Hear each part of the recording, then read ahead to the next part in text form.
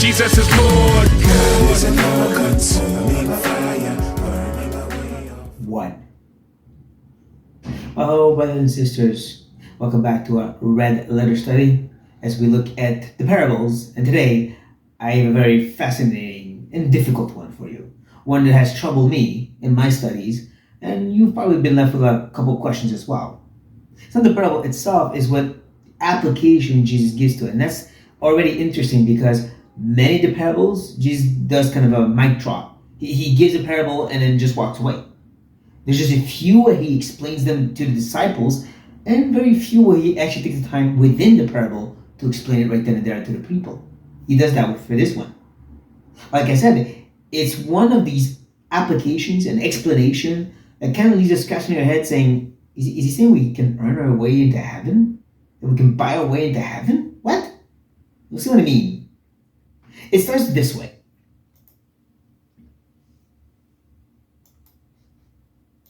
Sorry. He also said to the disciples, there was a rich man who had a manager, and charges were brought to him that this man was wasting his possession. And he called him and said to him, what is this that I hear about you? Turn in the accounts of your management, for you can no longer be a manager, or steward, as some translations put it. Someone who would manage his money, his finances, and his business for this rich man.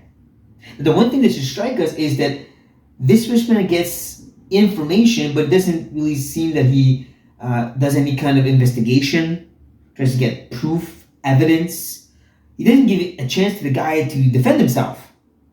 Right? The manager shows up and he just says, I heard this about you, just get out, you're fired. That's it. Kind of striking. Almost like this manager was so known for this that the rich man didn't need any kind of evidence. He kind of already knew. What's also fascinating is this manager, this steward, doesn't actually seem to defend himself. Yeah, I mean, when we continue the story, we read this. And the manager said to himself, what shall I do? Since my master is taking the management away from me. I'm not strong enough to dig, and I'm ashamed to beg. I have decided what to do, so that when I am removed from management, people may receive me into their houses. So again, you see, he's not even trying to defend himself, create evidence, fight for his rights. He's just saying, okay, where do I go with this? Again, maybe because he was guilty. But more on this as we move along. One of the most fascinating aspects to focus on here is how what he wants is to be received in people's homes, right? I can't work, I can't beg, but what I do want is to, well, we would say mooch, right? I want to live in people's homes. But that's important, because that's going to kind of bring into Jesus' application. He's going to use that. So that's why he's probably giving this man's idea to be about being received in people's homes. That's what he wants, right? According to Jesus' parable. So he goes along with his plan. So summoning his master's debtors, one by one, he said to the first, how much do you owe my master? He said, 100 measures of oil. He said to him, take your bill and sit down quickly and write 50. Then he said to another, and how much do you owe? He said, 100 measures of wheat. He said to him, take your bill and write 80. Now we need to understand that back then, these rich men had big fields, lots of land, and they would rent it out to people who would live on some of these fields. You know, maybe one would be an olive grove where they have olives, and another might be a vineyard where there's grapes, and one would be where you would have wheat, and different people would live there, and you could live on that land, and you could even make money off that land as long as, first of all, you paid part of that to these rich men, Again, the idea this guy who had an olive grove had to give him at least 100 measures of oil, and the rest was yours. You could do whatever you want with it. Same thing with the guy with the wheat field. Now the thing is, as my pastor was explaining, 100 measures of oil was the price for at least 3 years of salary. So it's a little bit exaggerated. That seems important. It seems to even more give credibility to the fact that this man, this manager, might have been hiking up the prices, because he can then lower it to 50 or 80 of wheat and still not get into trouble. Yeah, don't miss the fact that the master commended the dishonest manager for shrewdness. Let's stop here for an instant. Instead of the master, when he finds out about this, he lowered it to 50, he lowered it to 80, he says, hey, wait, you're stealing more money from me. No, he commends him. Almost like saying, wow, you've really recognized that it was wrong how much you were taking from people, and you bring it back to the normal price I was asking. Right? The rich man is not angry the fact he's going to get 50 oil or 180 of wheat, because that's what the price probably was. I guess the manager probably was hiking up the prices, and now he brought it back to the normal price. So people would say, hey, you're such a great guy, but they didn't know that he was hiking up the prices.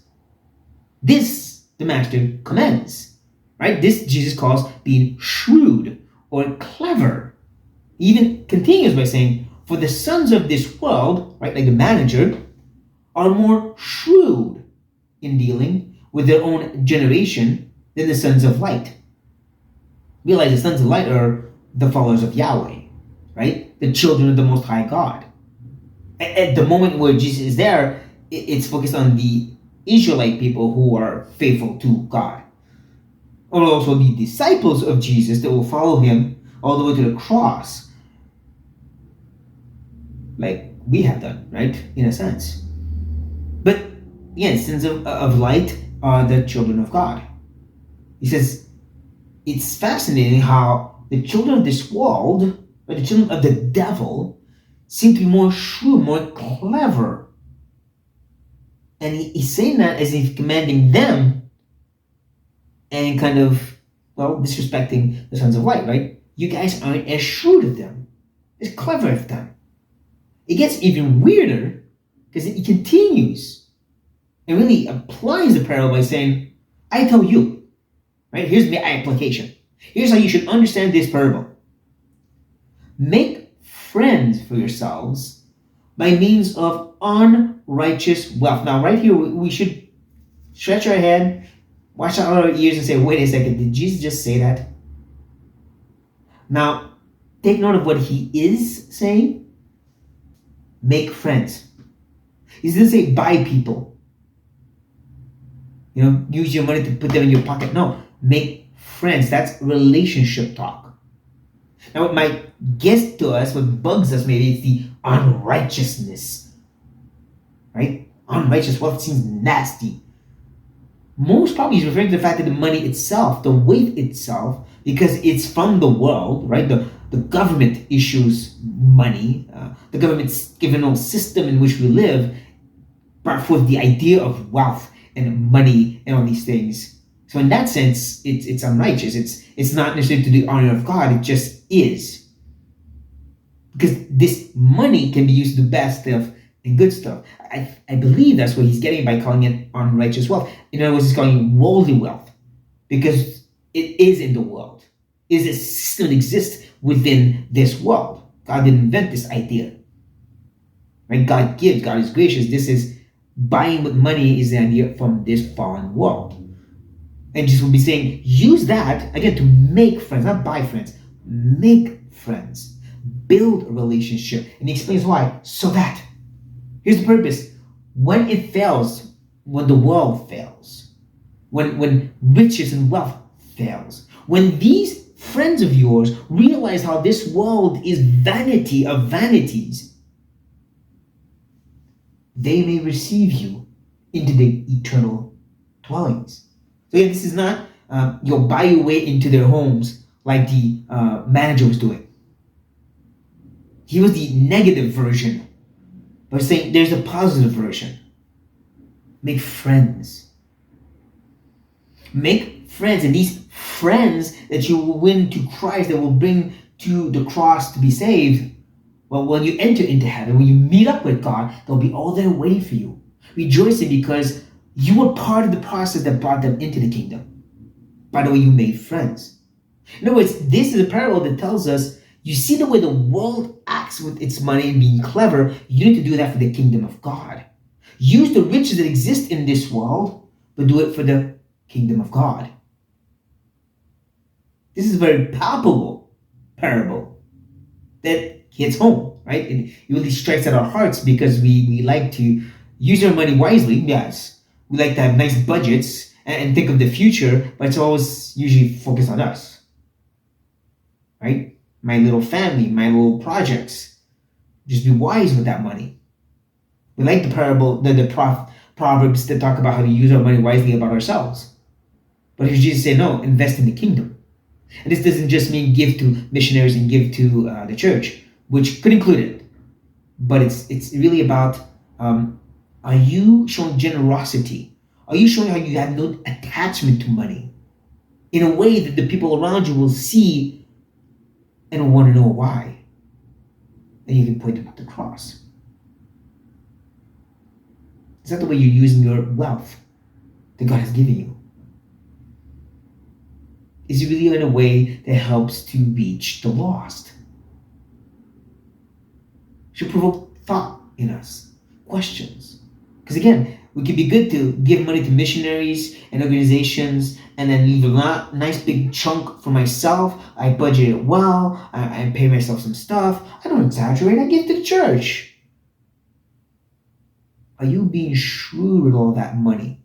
Especially that pile for yourself. Are you using it in a way to make friends? Friends that will welcome you into heaven. I don't know for you, but I find that provocative. It really is a source of deep questions. I hope this has been really a good, striking parable, struck in your heart and made you think about your life. Now, with that said, brothers and sisters, be blessed. Yeah, he's gonna burn it away, the holy furnace ablaze, eternal the day, somebody come on.